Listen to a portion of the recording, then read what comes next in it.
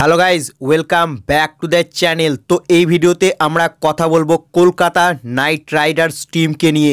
তো আইপিএল 2025-এর defending champion KKR team এখন থেকেই চূড়ান্ত প্রস্তুতি শুরু করে দিয়েছে তাদের এবছর আইপিএলের জন্য।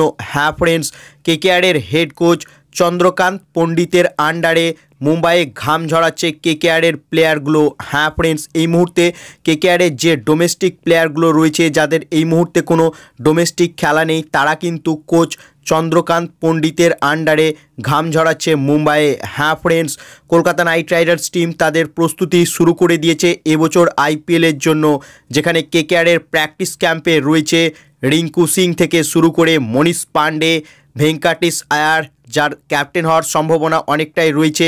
এছাড়াও রয়েছে নতুন প্লেয়ার মায়াঙ্ক মারখান্ডে এবং রামানদীপ সিং সহ আরও অনেক কেকেআর প্লেয়ার, যারা কেকেআরের হেড কোচ চন্দ্রকান্ত পণ্ডিতের তত্ত্বাবধানে প্রস্তুতি চালাচ্ছে মুম্বাইয়ে।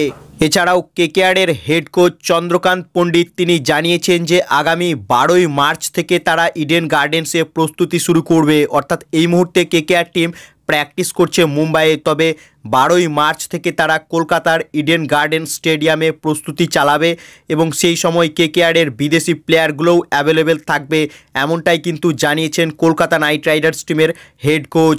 এছাড়া এবছর আইপিএলের ওপেনিং ম্যাচেই কিন্তু খেলবে কেকেআর টিম। অর্থাৎ 22শে মার্চ কেকেআরের প্রথম ম্যাচ রয়েছে রয়্যাল চ্যালেঞ্জার্স ব্যাঙ্গালোর টিমের সঙ্গে, এবং তার আগেই এখন থেকেই কিন্তু মুম্বাইয়ে চূড়ান্ত প্রস্তুতি চালাচ্ছে কলকাতা নাইট রাইডার্স টিমের ঘরোয়া প্লেয়াররা। রিঙ্কু সিং থেকে শুরু করে ভেঙ্কাটেশ আয়ার, রামানদীপ সিং, মনীষ পান্ডে সকলকেই এদিন কেকেআরের হেড কোচ চন্দ্রকান্ত পণ্ডিত ভালোভাবেই শিখিয়ে দিচ্ছিলেন যে 22শে মার্চ কিভাবে আরসিবিকে হারাতে হবে আরও একবার। তাই এখন থেকেই কিন্তু চূড়ান্ত প্রস্তুতিতে কোমর বেঁধে নেমে পড়েছে নাইট বাহিনী। সো ফ্রেন্ডস, তোমাদের কি মনে হয় এবছর আইপিএলে কি চ্যাম্পিয়নশিপ ধরে রাখতে পারবে কেকেআর টিম?